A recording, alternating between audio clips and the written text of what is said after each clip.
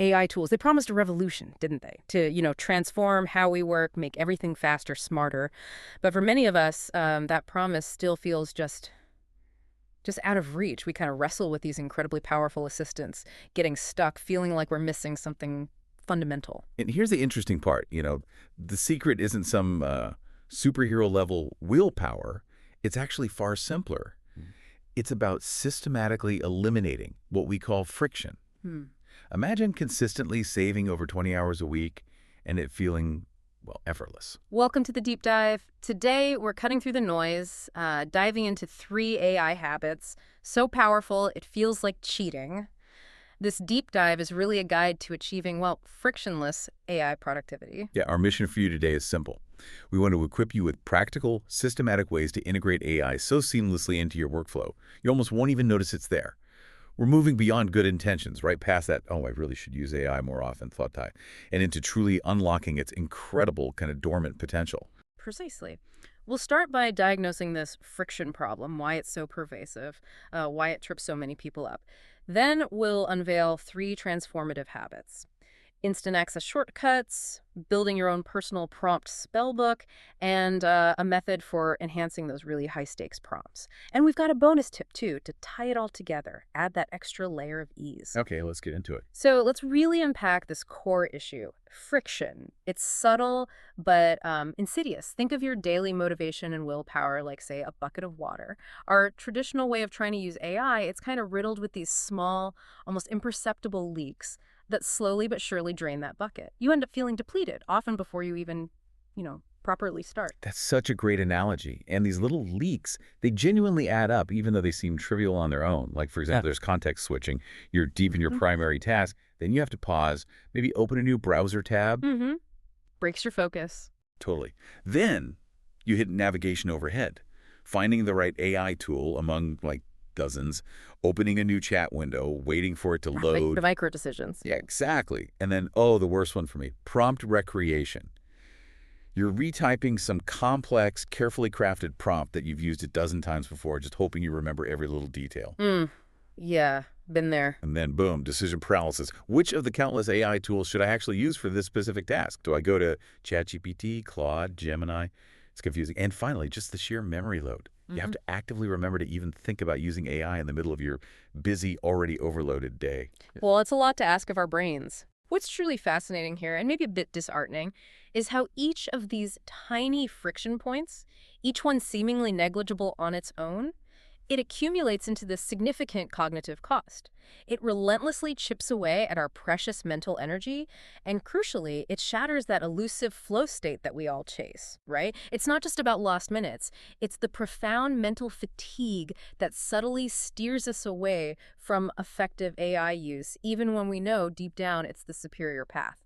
This isn't really a willpower problem. It's a systemic drain on our cognitive reserves. So the core blocker here, is it just our brain struggling with constant task switching? Fundamentally, yes. It's that mental burden of remembering and shifting focus all the time. Got it. All right, let's dive into habit number 1. If we're really trying to eliminate friction, what's the most impactful point where most people get stuck, maybe even before they start typing a prompt? It's the sheer time it takes to actually access the tool. So the first habit is all about creating global keyboard shortcuts, essentially, giving yourself a kind of portal gun for your AI.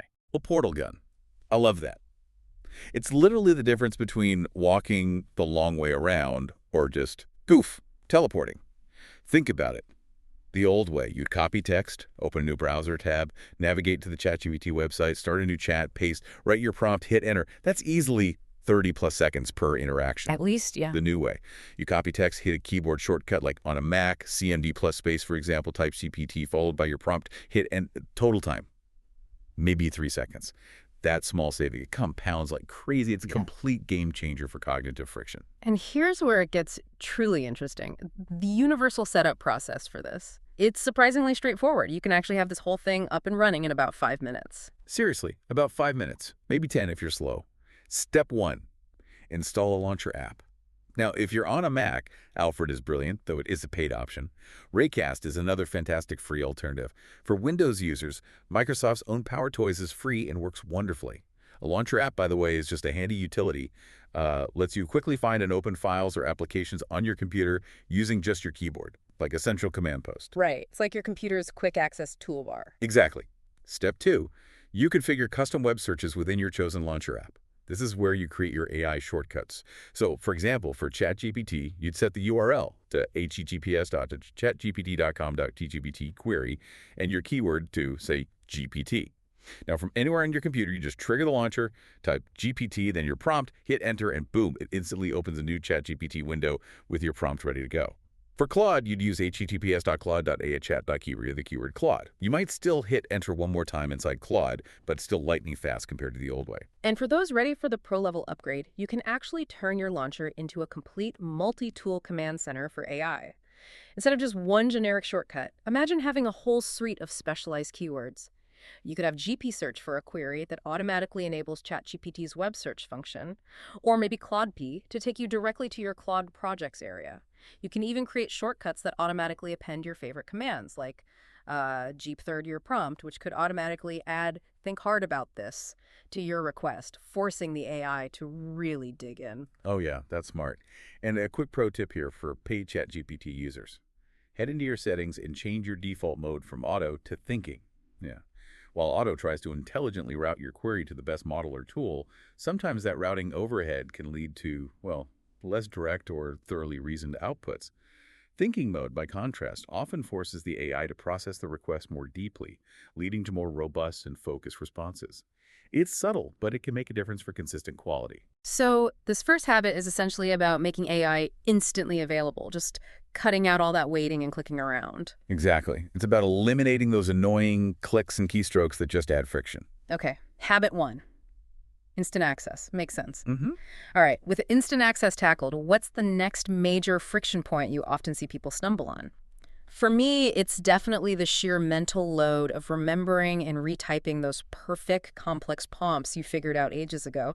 That's where our second habit, the magic spellbook, comes in. Oh, this one is pure alchemy. Yeah. Seriously. It's the difference between manually typing out a long, complex magic spell every single time versus just saying the magic word, the old way. You're typing your best prompts over and over. It's slow, it's tedious, and you inevitably forget a key phrase or instruction, which leads to inconsistent results, right? Totally. The new way. You type a short trigger phrase, your little magic word, and it instantly extends into your full, perfectly formatted multi-paragraph prompt. It feels like magic. It really does. It really does sound like it. And the 5-minute spellbook setup, again, surprisingly quick. Super quick. For Mac users, Alfred has a fantastic built-in snippets feature, or Raycast offers a text expander snippet extension. Windows users have Text Blaze, which is really robust and has a generous free tier. The process is pretty straightforward. You create a collection or folder for your AI prompts, then you just add each new prompt with its own unique trigger phrase. Right. That minimal time investment genuinely saves hours every single week. No exaggeration. So to get you started, here are maybe 3 magic spells to consider building first. First, maybe a clarity spell, let's say triggered by something like GPT concise. This one is for transforming messy, verbose text into something clear, concise, and impactful. It focuses on removing redundancy, improving flow, making it engaging. Super useful. Second, the diplomat spell, perhaps Email Pro. This transforms a rough email draft into a professional, perfectly toned message for clients or your boss. It can handle the greeting, closing subject line, maybe a clear call to action. Yeah, takes the awkwardness out of drafting those important emails. And third, the teacher spell, maybe analogy. This is brilliant for both understanding and explaining stuff. It takes complex, jargon-filled concepts and generates like 3 simple, relatable analogies using everyday objects, making it easy for anyone to grasp. You know, I still wrestle with recalling the perfect prompt myself sometimes, so this really does feel like a cheat code. It absolutely is. And to make these habits really stick, we recommend a kind of development strategy. Phase 1, identify your signature moves. Just spend a week observing which 3 to 5 prompt patterns you use most frequently. What are your go-tos? Phase 2, build your muscle memory.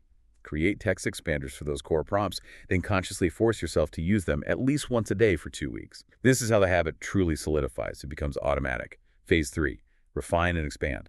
After those 2 weeks, you'll naturally start refining your triggers and the prompts themselves based on real-world use, and then you can start adding more advanced ones to your spellbook. And this is where it gets really powerful with advanced combo moves. Yeah. You can include dynamic options right in your saved prompt template, like choose your approach, trim the fat, more concise polish, When the prompt expands, your text expander can actually highlight that section, letting you quickly pick the option you need right then. But the ultimate efficiency hack is workflow chaining, basically combining habit #1, the launcher shortcut, and habit #2, the text expander, into one seamless sequence. You copy text, use your launcher shortcut, GPT, Claude, whatever, then immediately type your text expander trigger, Email Pro, paste your draft, and hit execute.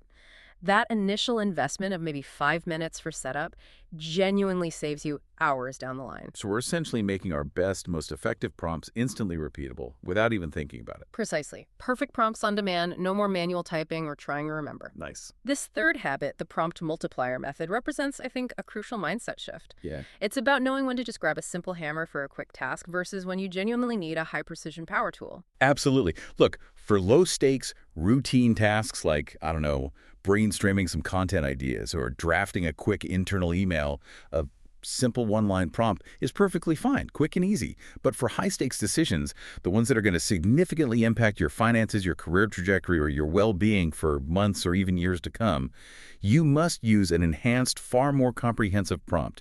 The stakes are simply too high to just wing it. Right. So this is where the multiplier process comes in. Instead of just using a basic prompt for an important decision, you use what we're calling a meta prompt. You essentially ask the AI to build you a better power tool. You get the AI itself to generate a far more comprehensive and optimized prompt for you to then use in your critical thinking process. Exactly. The meta prompt template is the blueprint here. You feed it your simple task or question, and it crafts this robust prompt that includes things like a defined persona for the AI to adopt, like maybe a neutral financial advisor, all the necessary context and assumptions it needs to consider, an explicit step-by-step process for how the AI should think through the problem, a specific output format you want, maybe even examples of ideal inputs and outputs, and crucially, constraints and evaluation criteria. It's like handing the AI a really detailed instruction manual for answering your query in the most effective, thorough way possible. Okay, to really bring this to life, let's consider a real-world example, the mortgage refinancing decision. This is a big one for lots of people. A basic prompt might be just, the bank is offering a 4.25% interest rate for my mortgage. What factors should I consider? It's direct, sure, but kind of generic. Yeah, pretty surface level. Now compare that to the detailed AI-generated enhanced prompt we're talking about, using the meta prompt method. This enhanced prompt might define the AI's persona as, say, a neutral, fee-only mortgage advisor. It outlines detailed context, asks for specific inputs for both your current and the potential refinancing loans. It details a step-by-step process, including calculating break-even points and net present value, maybe even running sensitivity analysis based on different future interest rate scenarios, and lists specific questions to ask potential lenders. It's night and day. Whoa. I mean, just imagine the sheer decision-making power unlocked by scaling this type of thoughtful, AI-assisted analysis for every critical choice you make. The difference in output quality is truly staggering. That enhanced prompt produces a comprehensive analysis with specific calculations, sensitivity reports, actionable next steps. The basic prompt, it gives you generic high-level advice, like you said. That extra 2 minutes you spend crafting that meta prompt can lead to a significantly better, potentially life-impacting decision. It's huge. And for strategy implementation, the idea is you save these high-performing enhanced prompts in your text expander, maybe with triggers like GPT prompt or high stakes, and you make it a rule for yourself. Use this enhanced prompting method for any decision that could impact you for 6 months or more, or involve significant financial or career consequences. It's such a small time investment for potentially a truly monumental return on the quality of your decision. So just to clarify, this is essentially about asking AI to help us become better at asking AI questions, especially for the important stuff. Precisely. It's using AI's power to craft the perfect inquiry for your most critical tasks. Clever. Very clever. Now, for our bonus habit, this is all about embedding AI directly into your workflow where you already are. It's about setting what we call tripwires, strategically placing AI reminders and links directly within your existing work environments.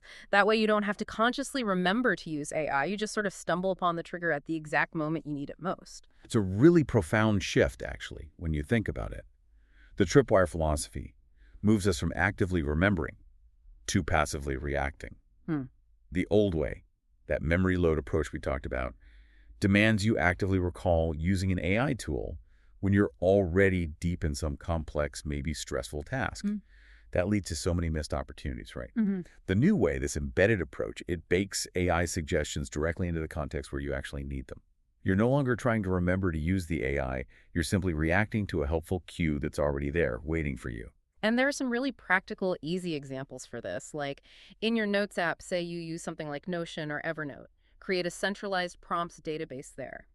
Then embed hyperlinks to your most common prompts directly into your recurring meeting note templates or project planning templates. Or for your calendar, add a link to the relevant AI project folder or a specific chat right into the description of your weekly review meeting or project-specific calendar events.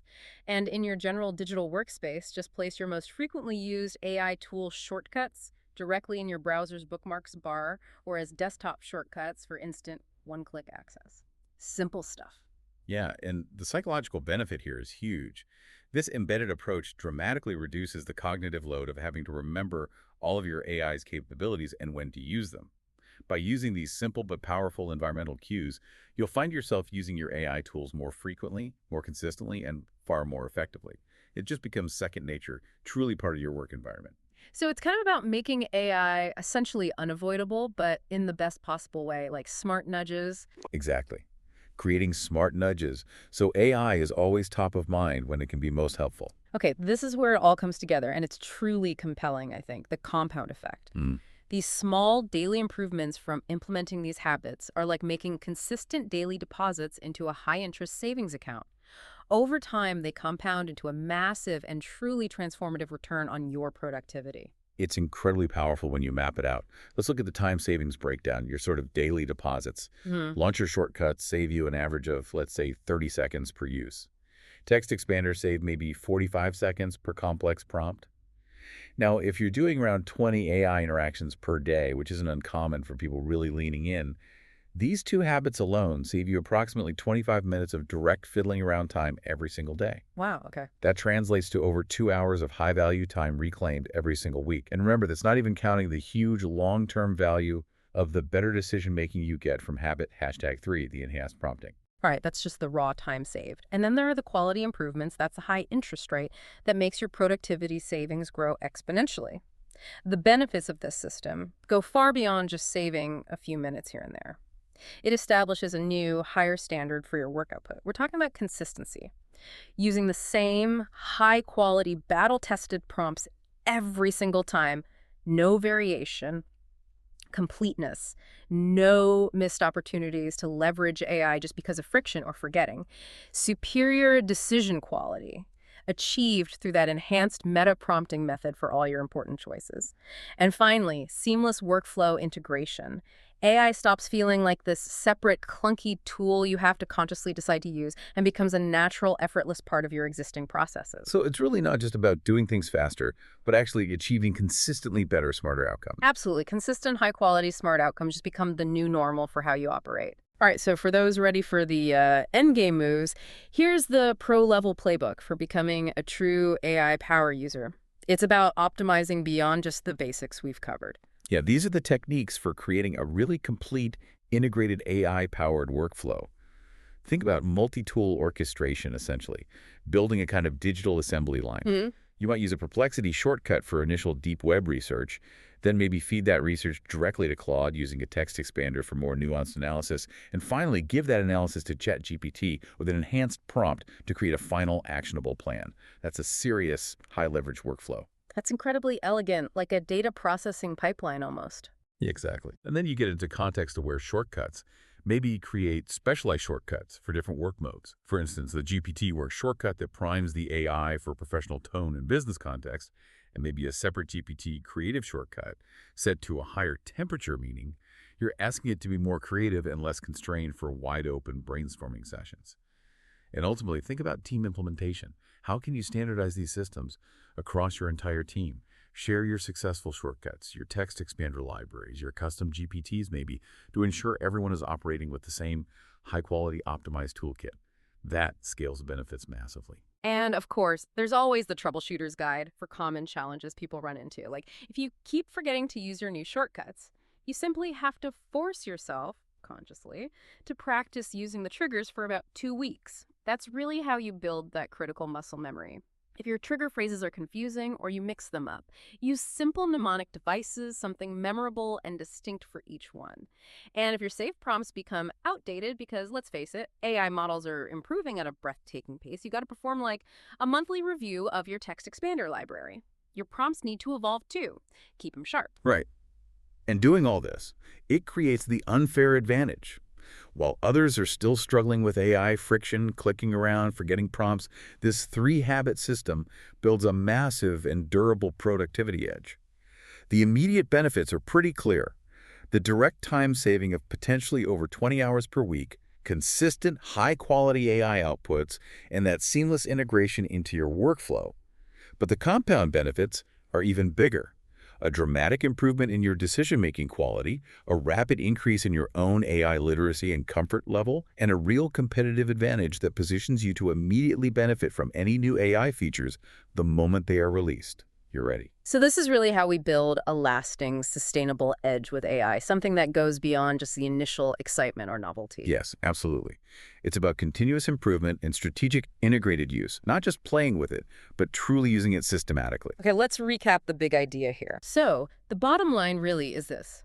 A truly massive leap in your productivity isn't about waiting for even better, more advanced AI models to magically arrive someday. It's about systematically eliminating the friction that prevents you from consistently using the incredible tools you already have access to right now. Absolutely. Those three core habits we covered, the universal AI shortcuts for instant access, the strategic text expansion for your magic spellbook, and that high-stakes prompt enhancement using meta prompts, they work together to transform AI. Goes from being this clunky occasional tool you have to force yourself to use into an integral, effortless, and almost invisible part of your thinking and working process. And the implementation reality here is genuinely approachable. I think that's key. It requires maybe a one-time investment of about 30 minutes, maybe an hour tops to get the tool set up, and then perhaps 2 weeks of conscious effort to really form these new habits, to build that muscle memory, the return on that relatively small investment. Hours of weekly time savings and dramatically improved work quality, compounding basically indefinitely. Yeah, the ultimate goal is to make AI assistants feel as natural and automatic as breathing.